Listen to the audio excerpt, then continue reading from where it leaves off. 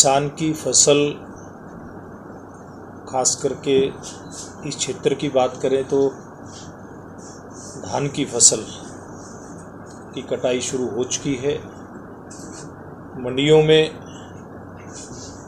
भी धान की आवक शुरू हो चुकी है और 26 सितंबर से सरकार की खरीद भी प्रदेश की मंडियों में शुरू हो चुकी है।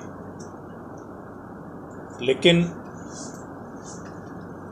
एक तरफ जहां सरकार ने किसान की खरीद के व्यापक प्रबंध किए, तो दूसरी तरफ पिछले दिनों जो 3 अध्यादेश आए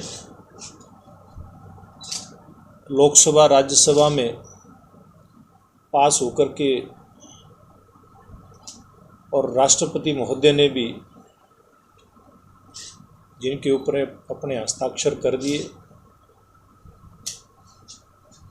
तो इसके ऊपर पूरे देश में, देश के कुछ हिस्सों में, हरियाणा प्रदेश में किसान आंदोलनरत हैं। देखिए, ये जो व्यवस्था है, ये पुराने समय की जो एक अव्यवस्थाएं होती थी उसको ख़त्म करने के लिए हमारी हरियाणा सरकार ने ये शुरू की थी।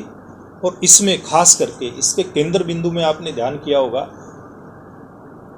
कांग्रेस की सरकार पंजाब के अंदर, कांग्रेस की सरकार राजस्थान के अंदर, आज यहाँ पर आपके यहीं के कांग्रेस के बड़े नेता खड़े होकर के ज़ोर ज़ोर से जुमलेबाजी में बात करते हैं किसान की। वहाँ क्या सरसों की खरीद, बाजरे की खरीद जैसे भावांतर भरपाई तक की योजना देकर के हमारी सरकार करती है, वहाँ की कर रही है क्या? उस चीज़ को, उससे हमारे किसान को लाभ कैसे मिले, पहले हरियाणा के किसान को, वो व्यवस्था हमारी सरकार ने खड़ी की थी कि ऐसी सारी फसलें किसान की सरकारी रेट के ऊपर खरीदी जाए, और वो हमने खरीद करके दिखाई है। आज ये बड़ी बड़ी बात करने वाली, देखिए मेरी बात, बिहारी वाजपेयी जी के समय से पहले किसान केवल ऋण लेने के लिए प्राइवेट फाइनेंसर यानी कि आड़ती, हमारे जो बंधु हैं उनके ऊपर निर्भर रहता था। किसान क्रेडिट कार्ड अटल बिहारी वाजपेयी जी के समय में बने, और पहली बार अगर कोई गेहूं का रेट बड़े पैमाने पर बढ़ा तो 90 रुपये अटल बिहारी वाजपेयी जी के समय में बढ़ा। वर्तमान में कुछ लोग प्रतिशत की बात करते हैं, अगर हम पैसे के या अमाउंट की बात करें तो भारतीय जनता पार्टी ने हमेशा से खूब अमाउंट बढ़ाया है। लेकिन कुछ लोग आजकल जो मीडिया में थोड़ा सा तरीके से, एक अलग तरीके से बात करते हैं, वो परसेंटेज की बात करते हैं, तो उनको उस समय की परसेंटेज भी देखना चाहिए। मुझे लगता है कि कितनी 19% के आसपास उस समय बढ़ा था, अगर हिसाब किताब लगाएंगे तो। अगर उसके बाद की हम बात करें, नरेंद्र मोदी जी का कार्यकाल गया, हमारी सरकार का कार्यकाल गया, किसान क्रेडिट कार्ड से लेकर के फसलों के भाव, किसी भी फसल का भाव हम उठा करके देख लें, किसानों को बाकी सरकारों से अच्छे दाम हमारी सरकार ने दिए। फसल बीमा योजना हमारी सरकार लेकर के आई। जिन किसान भाइयों ने फसल बीमा नहीं करवाया, उनकी अगर फसल खराब हुई तो सबसे ज़्यादा मुआवजा अगर किसी ने दिया तो भारतीय जनता पार्टी की हरियाणा सरकार ने दिया, अब तक का रिकॉर्ड है। केंद्र की सरकार ने, नरेंद्र मोदी जी की सरकार ने हर साल किसान के खाते में 6,000 रुपये जाएँ, इस बात की व्यवस्था की। इसी प्रकार की व्यवस्था हर परिवार को 6,000 रुपये मिले, वो हमारी हरियाणा की सरकार ने इस बात की व्यवस्था की।